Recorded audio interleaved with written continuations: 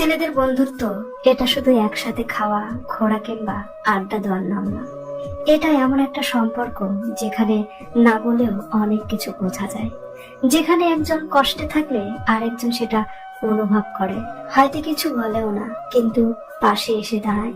ছেলেদের বন্ধুত্ব মানে সকালবেলায় একসাথে টিউশনে দৌড়ানো, আবার বিকেলের মাঠে পায়ে পায়ে বলের পিছনে ছুটে বেড়ানো, রাত করে বাড়ি ফিরলেও মা বকা দিলে বন্ধু বলে দোষ আমার, ওর না।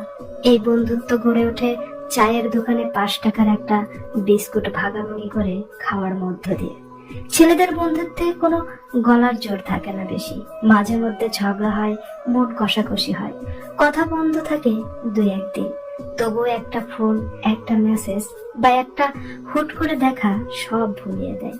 এই বন্ধুত্বের মধ্যে লুকিয়ে থাকে হাজারো স্মৃতি, মোটর সাইকেলে একসাথে বৃষ্টিতে ভিজে বাড়ি ফেরা, পরীক্ষার আগের রাতে বই নিয়ে হুস্থুল পড়াশোনা, আর হৃদয় ভরা স্বপ্ন ভবিষ্যতে সবাই মিলে কিছু একটা করব।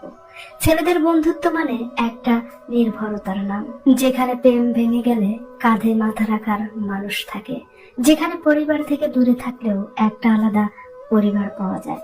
বন্ধুত্ব যখন সত্যিকারের হয় তখন সেটা সময়, দূরত্ব, ব্যস্ততা কিছুই থামাতে পারে না। বছরের পর বছর দেখা না হলেও একটিবার দেখা হলেই মনে হয় এই তো ঠিক আগের মতোই আছিস।